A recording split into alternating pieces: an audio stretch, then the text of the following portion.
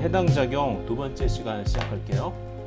지난 시간에 글루코스 포도당을 1번 탄소에 인산을 붙이고 6번 탄소에 먼저 인산을 붙이고, 그죠? 6번 탄소에 먼저 인산을 붙이고, 그리고 1번 탄소, 글루코즈는 1번 탄소가 알데하이드죠. 알데하이드는 OH 그룹이 없어서 인산화를 못 시키니까 글루코즈 6포스페이트, 글루코즈 6인산을 1번 탄소 OH가 있는 프럭토즈 6포스페이트로 바꾼 후에 포스포프럭토카이네이즈가 1번 탄소의 OH에 ATP의 포스페이트를 떼어다 붙여서 프럭토즈 16 비스포스페이트, 프럭토즈 16,2인산, 과당 16,2인산을 만드는 과정까지를 글라이콜라이시스 해당 작용의 전 단계, 전반전이라고 얘기한다고 그랬죠. 투자 과정이죠. ATP 두 개를 투자하니까. 그래서 해당 작용의 첫 번째 스테이지, 투자 스테이지가 여기서 끝난 거예요. 지금까지 글루코즈 포도당 한 개가 ATP 두 개에서 인산을 받아서 프럭토스 16 비스포스페이트로 전환되었어요. 그런데 에너지를 뽑아내는 과정인 해당 작용, 글라이콜라이시스인데 왜 에너지가 많은 분자로 알려진 ATP를 쓸데없이 하나, 두 개나 낭비하는 것이죠? 그거 참 좋은 질문이야. 허허허허. 일단 고에너지 분자인 ATP를 두 개 투자하는 이유는 나중에 더 많이 에너지를 뽑아낼 수 있는 형태로 포도당을 일단 전환하는 과정이라고 이해해. 자, 개구리가 멀리 뛰기 위해서 일단 움츠렸다가 확 멀리 뛸 수 있으니까. 그래서 ATP 두 개를 투자했다가 나중에 더 많은 에너지를 뽑아내기 위해서 일단 투자하는 과정이라고 생각해보자는 거죠. 교수님, ATP 왜 에너지가 많은지 ADP와 인산으로 분리하면 왜 에너지가 나오는지도 설명해 주세요. 자, 다들 고등학교 생명과학에서부터 ATP가 에너지가 많은 분자라고 알고 있어요. 근데 왜 하필 ATP가 에너지를 많이 가지고 있는 분자일까? 그것에 대해서 한번 우리가 생각을 해보도록 하죠. 여기서 잠깐 ATP, 아데노신 트리포스페이트가 고에너지 분자인 이유를 짚고 넘어가자. 자, 일단 ATP가 고에너지 분자인 이유는 ATP 구조를 보면서 천천히 이해해 보기로 하고, 생체 내에 ATP 외에도 많은 고에너지 분자가 있지만 ATP가 공통적인 에너지 원천으로 쓰이는 이유는 무엇일까? 자, 나중에 배우겠지만 생체 내에 ATP 말고도 PEP, 포스포이놀파이루베이트, 그리고 1,3-bis 포스포글라이세레이트 이런 것도 ATP 못지않게 높은 에너지를 가지고 있는 분자들이에요. 그리고 ATP와 같은 에너지 액면가를 가지고 있는 거 어떤 애들이 있을까? ATP와 GTP, GTP와 CTP, CTP와 UTP. 얘네들은 모두 다 ATP와 동가의 에너지를 가지고 있는 거죠. ATP가 여기 라이보스에 여기 아데닌이 붙어 있으면은 대충 그릴게요. 이게 아데노신에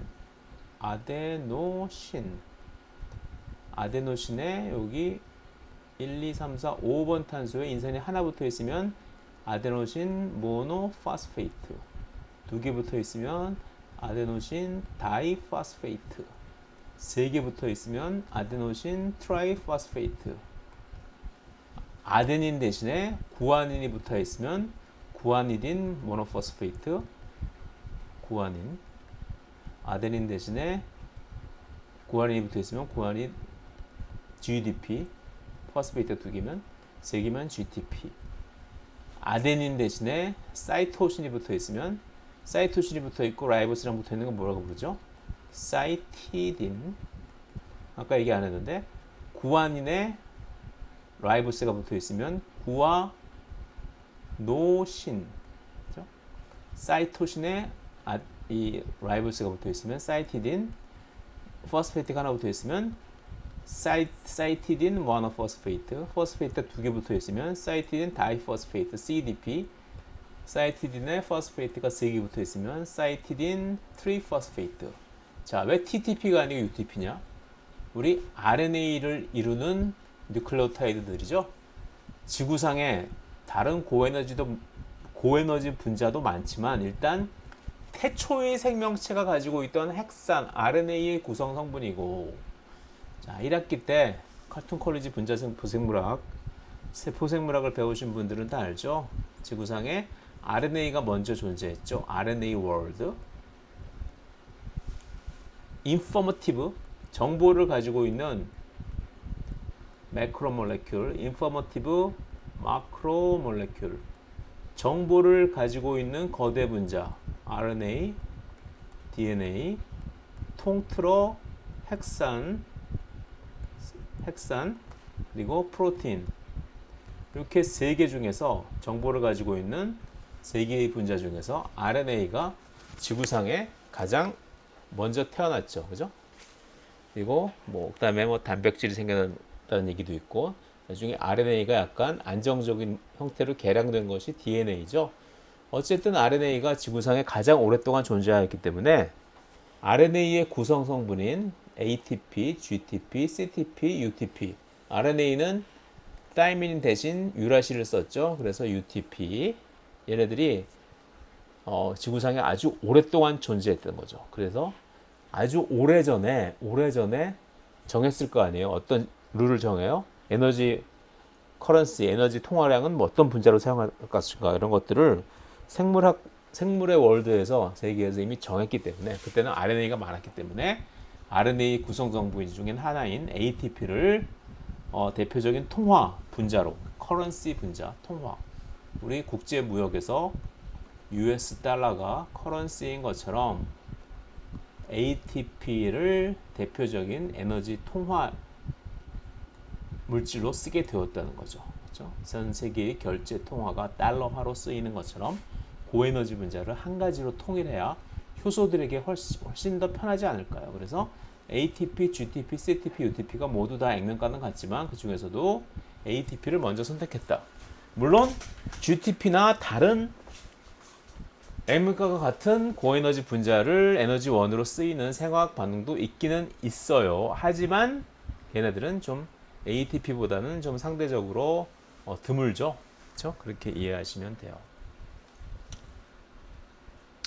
여기서 잠깐 ATP가 고에너지 분자인 이유를 짚고 넘어가자. 그렇죠? 자, 내가 생명체의 세상에서 공용 화폐로 쓰이는 이유는 아까 얘기했듯이 대충 짐작했을 테고,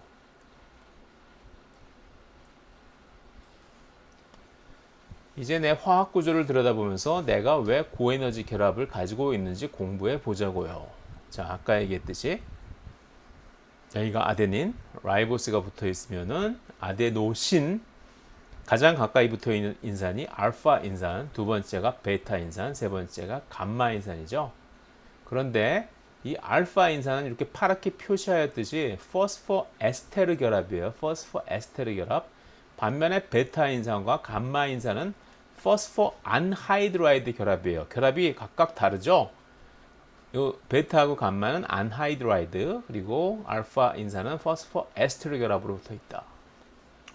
앞에서 우리 당, 글루코즈와 프럭토즈에 결합한 인산은 실제로는 위처럼 인 하나에 산소 4개가 동서남북으로 결합한 그런 형태인데, 귀찮으니까 간편하게 그리기 위해서 그냥 P에다가 동그라미를 이렇게 하고, 여유가 있으면은 칼라 인쇄할 여유가 있으면 노란색으로, 왜? 인을 순수 분리하면 노란색으로 보이죠. 그래서 노란색으로 색칠을 하기도 한다. 그렇지, 그리기 귀찮으니까. 이 두 가지 결합의 차이에 주목하세요. 포스포 에스테르 결합하고 포스포 안하이드라이드 결합의 차이에 주목하시라. 왜 주목하셔야 되냐? 자, 보시면은 포스포 안하이드라이드 결합이 끊어질 때는 에너지가 얼마가 나오느냐? 에너지가 델타 G0가 스탠다드 스테이트에서 ATP가 ADP 플러스 포스페이트로 떨어질 때 이때 시작 조건이 ATP도 1몰라, ADP도 1몰라, 포스페이트도 1몰라일 때 이때의 델타 G는 델타 G로는 마이너스 7.3 킬로칼로리 퍼 몰이다. 1몰당 이 정도의 에너지가 나온다. 델타 G가 델타 G0가 0보다 작으니까 이거는 엑설고닉 에너지를 밖으로 내는 반응이죠. 굉장히 많은 에너지가 나와요. ATP의 끝에 붙어 있는 포스페이트, 요 감마 포스페이트가 떨어질 때는 마이너스 7.3 킬로칼로리 퍼 몰의 에너지 변화량이 있다. 프리 에너지 변화량. 저 정도의 에너지가 밖으로 나온다.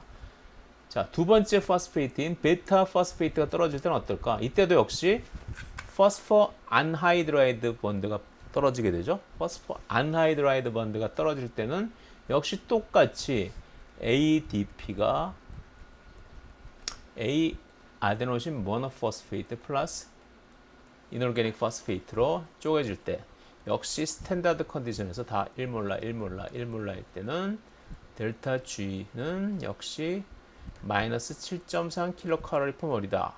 요거 두 개는 같다. 왜? 둘 다 똑같은 포스포 안하이드라이드 결합이 끊어지게 되니까. 반면에 마지막 포스페이트 얘는 붙어있는 게 좀 다르죠. 딴 애들이랑. 포스포 에스테르. 자, 우리 유교학 배우신 분들은 다 알죠. 이 결합이 뭐예요? 이 결합이 에스테르 결합이죠. 에스테르 결합.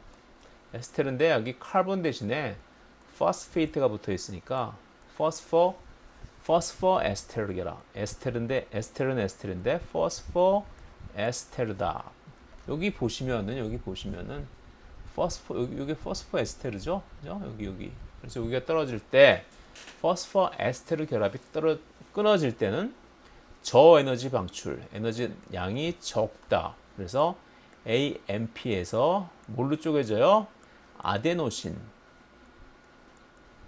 플러스 포스페이트로 나올 때는 마이너스 3.6 킬로칼로리 퍼 몰.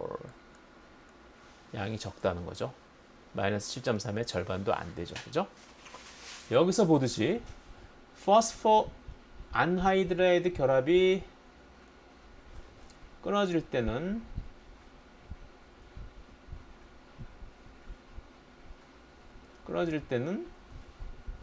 큰 에너지가 발생한다. 하지만 포스포 에스테르 결합이 끊어질 때는 적은 에너지가 발생한다. 그 차이는 무엇일까? 오, 정말 ATP가 ADP 플러스 포스페이트, ADP가 AMP 플러스 포스페이트 반응해서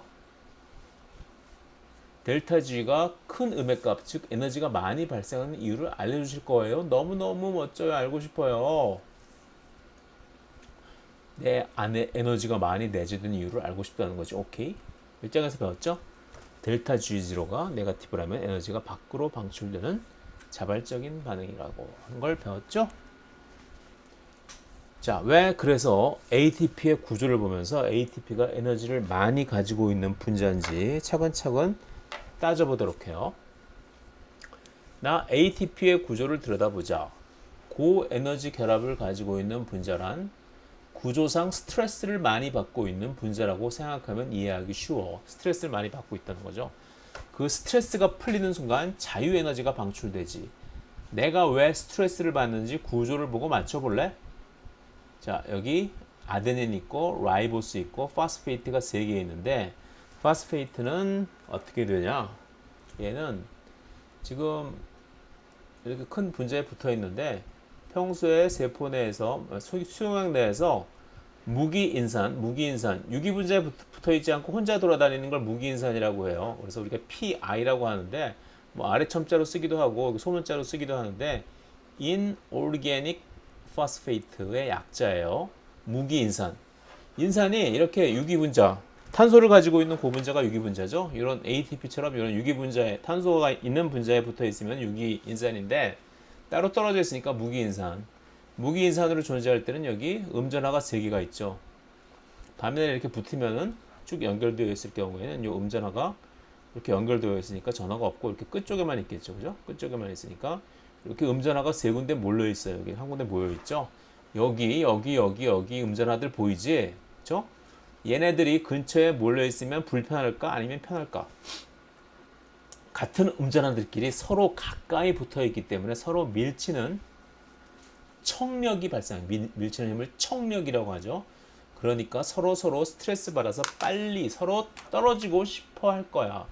그러니까 스트레스를 많이 가지고 있다는 거죠. 자, 깨알 같은 한자 공부 시간. 자, 끌어당기는 힘, 만유 인력할 때 서로 끌어당기는 힘, 인력은 어떻게 써요? 인력. 끈다는 인자에서 인력 이렇게 쓰죠. 반면에 서로 민다는 청력은 어떻게 쓰냐? 청력. 이렇게. 아, 이게 못 쓰네, 글씨를. 한자는 획수를 잘 맞춰야지. 지금 밀치는 힘. 서로 밀친다는 거죠, 애들끼리. 서로 음전하니까 밀친다는 거죠.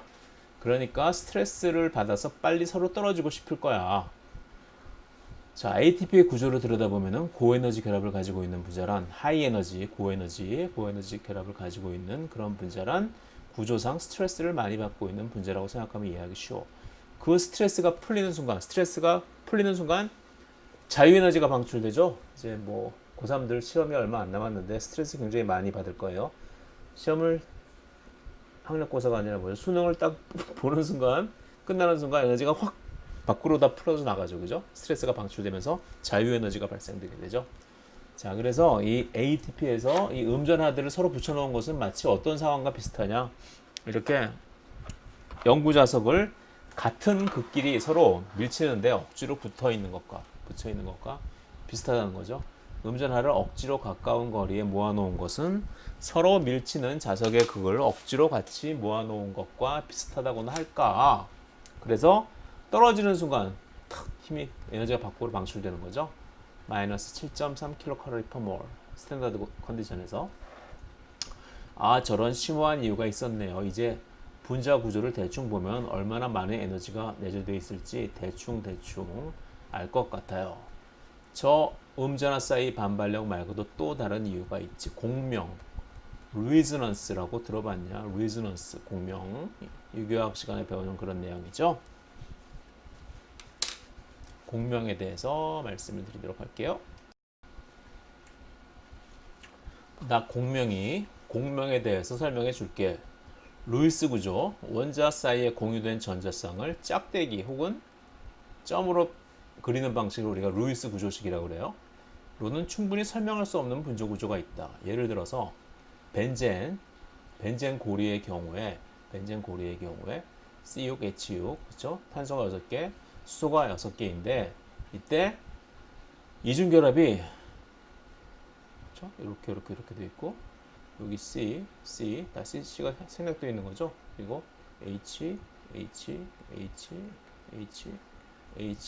이렇게 되어 있는 건데 이중결합이 굳이 육각형이 되어 있으면은 이렇게 있으라는 말 꼭 이렇게만 있으리라는 법은 없죠. 이게 왔다 갔다 할 수 있는 거죠. 이렇게 될 수도 있고 이렇게 될 수도 있고 이게 두 개가 왔다 갔다 한다. 공명한다. 두 개가 이 사이에서 왔다 갔다 한다. 그렇기 때문에 이거를 어디 있는지 나타내기 힘드니까 이렇게 안에다 원을 그려서 이렇게 표현하죠. 이 정도는 다 아시죠? 그죠? 그렇다면은 공명 안정화에 대해서 들어봤냐고. 전자들이 공명할 수 있는 구조에서 넓게 뭐 간단하게 생각하죠. 좀 더 복잡하게 말하면 우리 이해하기 힘드니까 전자가 여기 있을 수도 있고 여기 있을 수도 있는 거죠. 우리가 15평짜리 좁은 아파트에 억지로 네 가족이 꾸겨서 사는 것보다는 45평짜리 큰 아파트로 이사 가서 각각 방 하나씩 가지고 식구들이 얼마나 좋겠어요. 저도 식구가 4명인데 방이 3개밖에 없어서 아주 불편하죠. 저도 제 방에 있었으면 좋겠어요. 이게 스트레스를 많이 받고 있죠. 반면에 넓은 집으로 이사 가면 훨씬 더 스트레스를 안 받고 훨씬 더 에너지가 안정화되겠죠. 공명의 안정화란 게 바로 그거예요. 전자들이 뛰놀 수 있는 넓은 공간을 주자는 거죠. 그래서 이렇게 공명되는 물질, 벤젠처럼 공명되는 물질, 전자가 여기 있을 수도 있고 여기 있을 수도 있고 여기 있을 수도 있고 여기 있을 수도 있고 왔다 갔다 할 수 있다는 거, 이거를 공명에 의해서 안정화된다고 얘기를 해요. 전자들이 공명할 수 있는 구조에서 넓게 퍼져 있으면 그만큼 분자가 스트레스를 덜 받아서 안정화된다. 그러니까 공명 구조를 가지는 분자는 안정화되어 에너지 함량이 적다. 그래서 공명하기 전은 에너지 함량이 이만큼인데 공명 뭐 분자의 구조가 변해서 공명하게 됐어요. 그러면 이만큼 에너지 차이가 생기는 거죠. 델타 G가 네거티브가 된다. 안정화되는 거죠.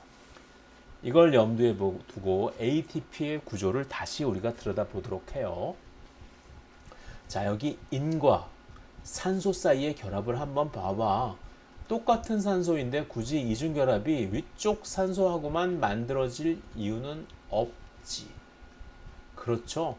자, 아까 무기인산 구조를 그렸는데 이런 식으로 pH 7.4 정도에서는 원래는 여기 각각 다 뭐 굉장히 pH가 낮으면 얘네들이 다 OH를 붙들고 있다가 pH가 점점 뉴트럴 pH에 가까우면서 얘네들이 해리가 돼가지고 O-, O- 이렇게 되죠. 그런데 굳이 동서남북 방향 중에서 북쪽에 있는 산소만 여기 이중결합을 하고 있을 이유는 없죠. 그래서 실제로는 델타 마이너스 O, 델타 마이너스 O, 델타 마이너스 O 음전화가 여기 1 개씩의 음전화가 있는 게 아니라 실제로는 마이너스 4분의 3개씩의 마이너스 1, 마이너스 1, 마이너스 1 음전화가 있는 게 아니라 마이너스 4분의 3개씩의 음전화가 파샬 음전화가 부분 음전화가 이렇게 넓게 퍼져 있다. 그런데 어딘가는 이중결합을 하고 있을 거 아니에요. 그러니까 이중결합을 하고 있으니까 그걸 전체를 다 이중결합을 그릴 수가 없으니까 이렇게 점선으로 이렇게 그린다는 거죠. 이렇게. 그러면 여기 있을 수도 있고 여기 있을 수도 있고 여기 있을 수도 있고 각각 4분의 1의 확률로 이중결합이 있을 확률이 있다. 그걸 어쩔 수 없이 이렇게 표현하는 그런 방법이에요. 그래서 여기 인과 산소 사이의 결합을 한번 봐봐. 똑같은 산소인데 동서남북에 있는 산소가 요 인을 중심으로 봤을 때 똑같은 산소인데 굳이 북쪽에 있는 산소하고만 이중결합이 만들어질 이유는 없죠. 우리가 위쪽, 북쪽에 있는 산소들 실제는 저렇게 점선으로 나타내는 것처럼 이중결합이 왔다 갔다 한다. 여기 생길 수도 있고 여기 생길 수도 있고 여기 생길 수도 있고 동쪽엔 못 생겨요. 왜? 동쪽에 있는 산소는 이미 양쪽에 인산과 결합을 다 하고 있죠. 그렇죠? 그래서 여기는 못 생겨요. 이건 정확하게 알고 있어야 돼요. 그래서 이중결합이 북쪽, 서쪽, 남쪽에 생길 수가 있기 때문에 점선으로 표현을 한다는 거죠. 그래서 이런 식으로 나타낸다는 거예요. 자, 지워서 잘 보이게. 자, 그래서 점선으로 이런 식으로 표현을 하면은 여기 북쪽에 있을 수도 있고 서쪽에 있을 수도 있고 남쪽에 있을 수도 있다. 그래서 각각 마이너스 1의 찰지가 아니라 부분 전화. 그래서 델타 마이너스라고 표현을 하는 거죠. 델타 마이너스. 부분 음전화. 그래서 음전화도 하나의 산소가 마이너스 1에 해당하는 전화량을 모두 가지고 있는 것이 아니고 공명하는 산소끼리 부분 전화를 나누어 가진다. 이 경우에는 두 개의 음전화를 갖다가 세 개의 산소가 나누어 가지니까 약 마이너스 3분의 2 정도의 음전화, 부분 음전화가 골고루게 분포하고 있다고 생각하시면 되죠. 이게 공명에 의해서 더 안정화된다는 거죠. 그래서 공명에 의해서 여기 보실래요? 여기는 요 서쪽에 있는 산소하고 동쪽에 있는 산소는 각각 양쪽의 인과 결합하고 있기 때문에 이쪽에는 이중결합이 생길 수가 없죠. 그래서 음전화 더블 본드가 북쪽에 있을 수도 있고 남쪽에 있을 수도 있고 얘 또한 마찬가지고. 그렇죠? 자, 그러면은 ATP가 ADP로 가수분해되면은 분자들의 공명 상태는 어떻게 변할까? 자, ATP 볼게요.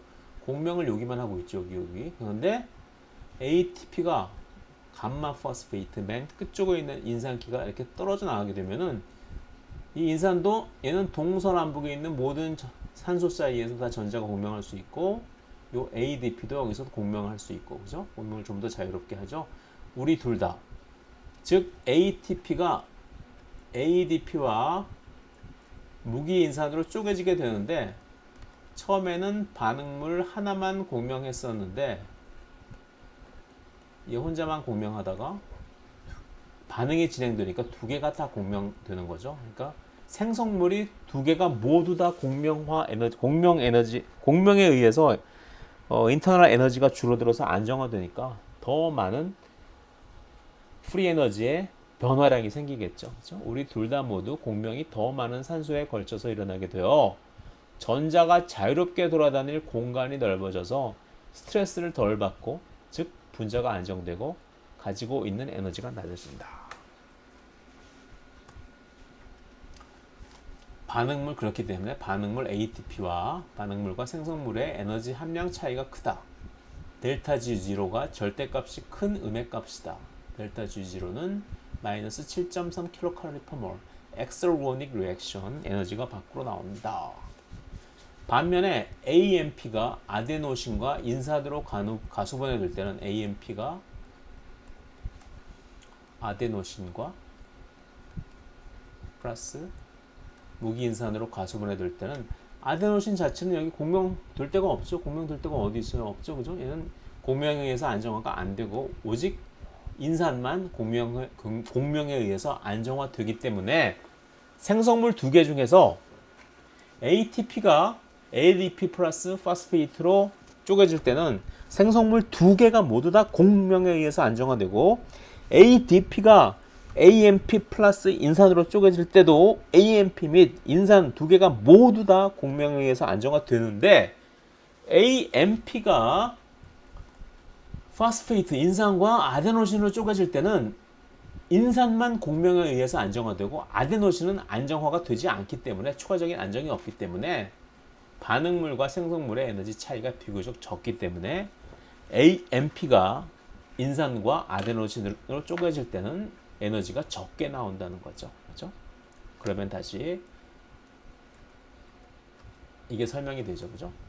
이때는 공명에 의한 안정, 두 개의 프로덕트가 모두 이때도 마찬가지. 반면에 AMP가 파스페이트라고 아데노신으로 쪼개질 때는 얘는 아데노신은 공명에 의해서 안정이 되지 않기 때문에 생성물의 에너지 프리에너지 감소 효과가 적다는 거죠. 그죠?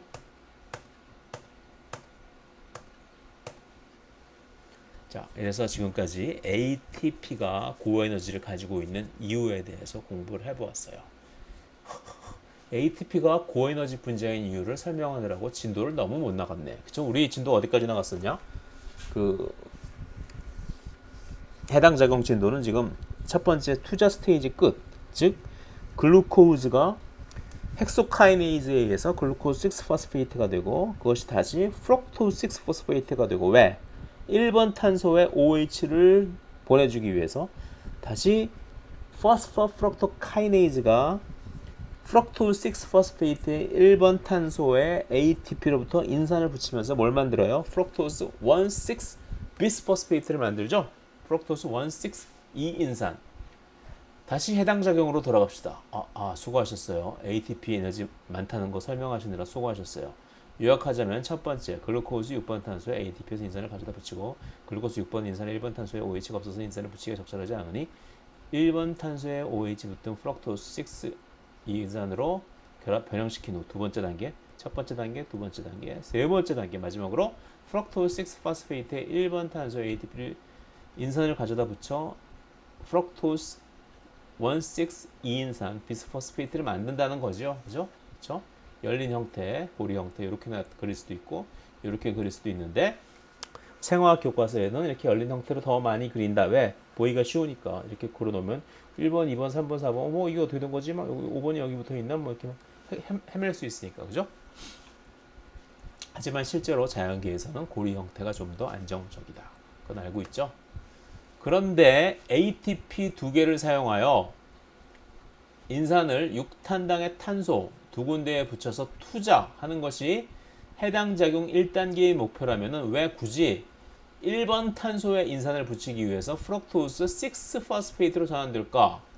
굳이 1번 탄소에 인산을 안 붙이고 글루코즈에 여기 OH 여기 2번에도 있고 3번에도 있고 4번에도 있고 5번에도 있는데 6번 붙인다면 5번, 4번, 3번, 2번, 4번, 5번, 4번, 3번, 2번에 붙여도 되지 않느냐? 왜 굳이 프럭토스로 전환시켜가지고 1번 탄소 OH를 내는 이유가 뭐냐 하고 얘가 지금 궁금해하고 있어요. 그죠?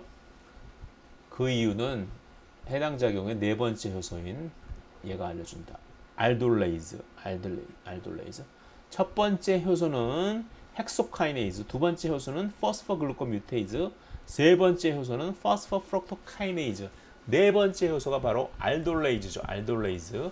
또 얘가 또 갑자기 뜬금없이 이상한 거 물어보죠. 왜 OH가 있어야 인산화가 되는 거지? 자, OH가 있는 게 나중에 1학기 때 배웠지만 단백질 인산화도 OH가 있을 때 일어나고, 자, OH 여기에 산소가 가지고 있는 비공유 전자쌍이 뉴클레오필릭 어택, 그쵸? 친핵 공격을 한다는 거죠. 주로 이런데, 그쵸? 카르보닐 카본 같은 데 공격하기 때문에. 오빠야, 뉴클레오필릭 어택 배운 거 기억 안 나? 인산의 가운데인 P 원자는 그쵸? 인산의 가운데 있는 P 원자는 얘는 전자가 부족한, 전자 좋아하는 산소에 둘러싸여서 전자를 일로 뺏기고 가득 뺏기기 때문에 전자가 부족한 원자, 일렉트론 데피션트 카본이기 때문에 얘는 원자가 카본이 아니라 얘는 포스포러스죠. 포스포러스. 내가 전자쌍으로 친핵 공격해서 결합을 새로 만들 수 있지. 그래서 잽싸게 수정했어요. P 원자는 전자 좋아하는 산소에 둘러싸여서 전자가 부족한 원자, 일렉트론 데피션트 카본이 아니라 아톰이기 때문에 내가 전자쌍으로 OH 거기 전자쌍으로 친핵 공격해서 새로운 결합을 만들 수 있다는 거죠.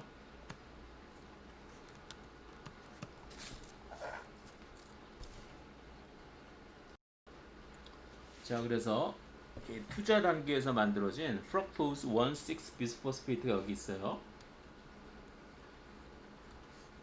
프럭토스 1,6 비스포스페이트.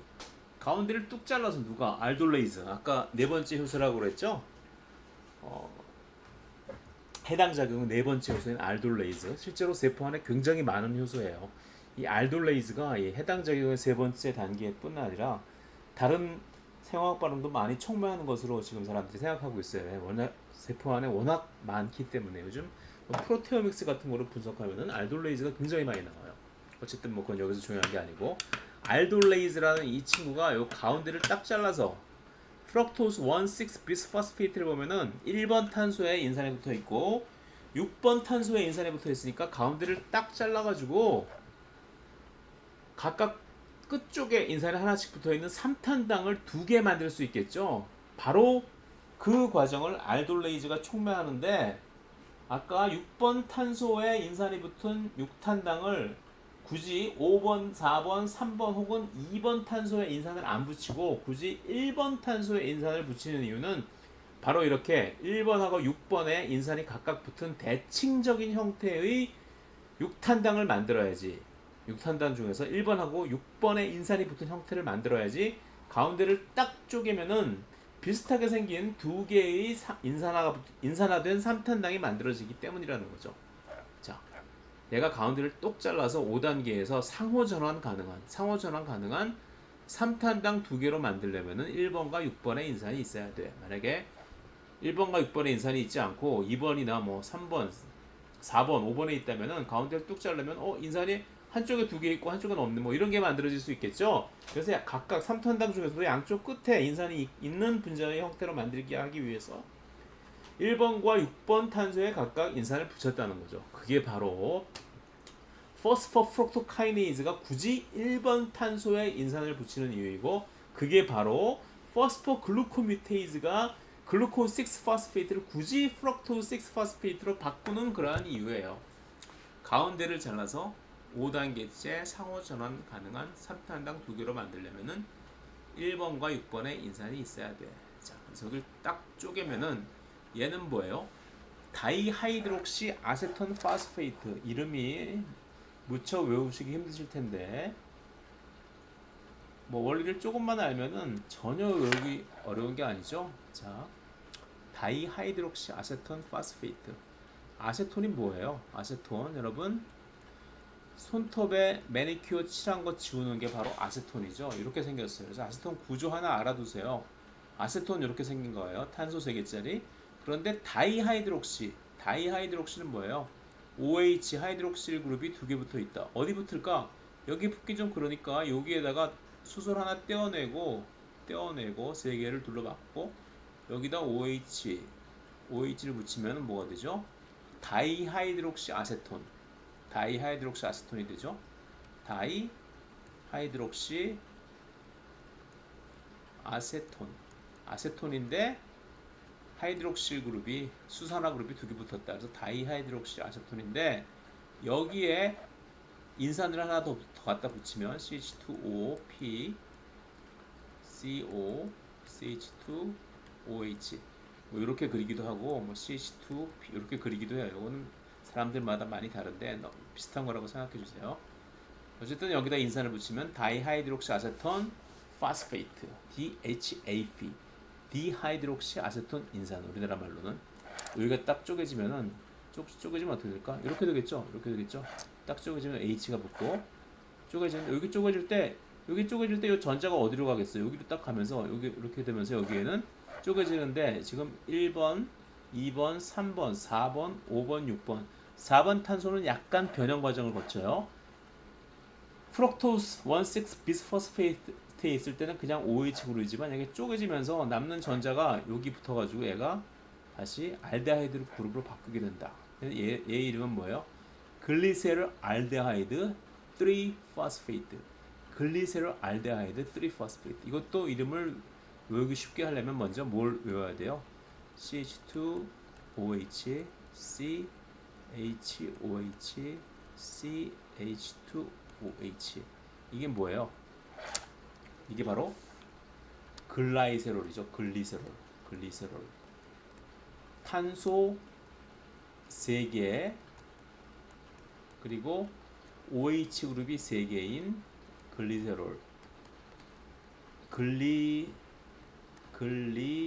글리세린이라고 하기도 하죠. 뭐 겨울철에 손에 바르는 미끈미끈한 여러 가지 크림 같은 거, 로션 같은 거 만들 때 쓰는 기본 원료가 되는 그러한 액체죠. 자, 이게 글리세롤이에요. 롤. 올이 붙어 있으면 알코올이죠. 알코올 OH가 3개씩 있어요. 그런데 글리세롤이 아니라 글리세롤 알데하이드. 글리세롤 알코올을 갖다 알데하이드로 바꿨어요. 어느 쪽을 바꿔야지 알데하이드가 될까?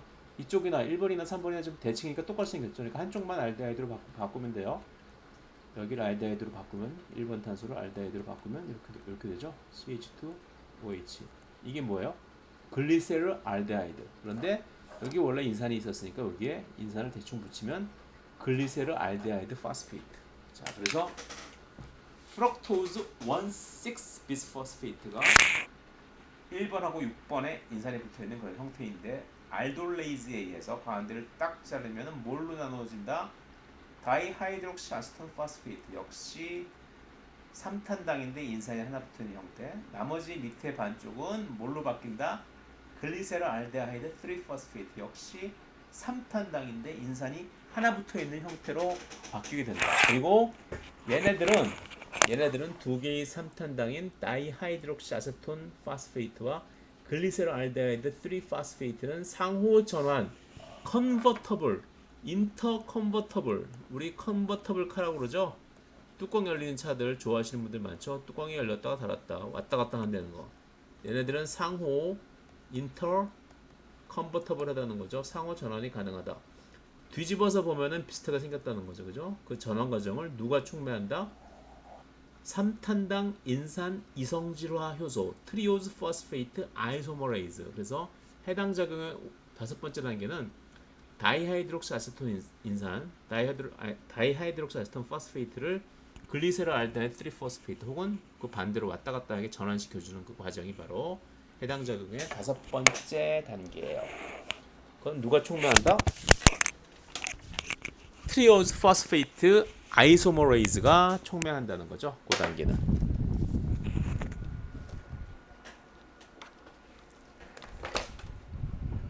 그래서 여기까지가 해당 작용 4단계예요. 자, 요거를 분자 기전을 좀 자세히 보시면요. 궁금하신 분들을 위해서 넣었어요. 이건 뭐 굳이 시험범위나 그런 데 들어가지 않으니까 부담 없게 한번 보세요. 여기 있는 이 친구가 뭐죠? 프럭토스 1,6 비스포스페이트. 그렇죠? 이건 엔자임 메인 체인. 무슨 엔자임이지? 알돌레이즈. 쉽 베이스 포메이션. 카본 나이트로젠 더블 본드가 생기면서 여기 나이트로젠에 플러스 차지를 띄고 있는 걸 쉽 베이스라고 하죠. 뭐 궁금하신 분들은 더 공부를 해보세요. 이렇게 연결이 되고, 그리고 라이신 229번, 이건 알돌레이즈의 엔자임의 229번째 라이신을 얘기하는 거고, 그래서 라이신의 요 나이트로젠이 이렇게 프럭토스 1,6-비스포스페이트에 결합했어요. 액티브 사이트에 있는 또 하나의 아미노산 장기인 알돌레이즈 엔자임의 액티브 사이트에 있는 또 하나의 아미노산 장기인 아스파르테이트 33번에 저 아스파르테이트니까 카르복실릭 애시드 그룹이 있겠죠. 여기 O가 이렇게 여기를 공격해서 이렇게 연결이 되면서 여기가 딱 되면서 떨어져 나간다. 뭐가 떨어져 나가요? 이게 딱 들어가서 밑에 거 먼저 글리세롤알데하이드 3-포스페이트가 먼저 떨어져 나가고 그 다음에 다시 여기서 이 친구의 전자가 일로 옮겨오면서 슈 베이스 하이드롤라이시스 슈 베이스가 여기가 끊어지면서 이런 형식으로 다이하이드록시아세톤 포스페이트가 먼저 떨어져 나간다. 그래서 알돌레이즈 엔자임의 액션 메커니즘이 궁금하신 분들은 이걸 보시도록 하세요. 자, 여기까지 하고 글라이콜라이시스 해당 작용 3부에서 다시 만나 뵙도록 해요. 수고하셨습니다.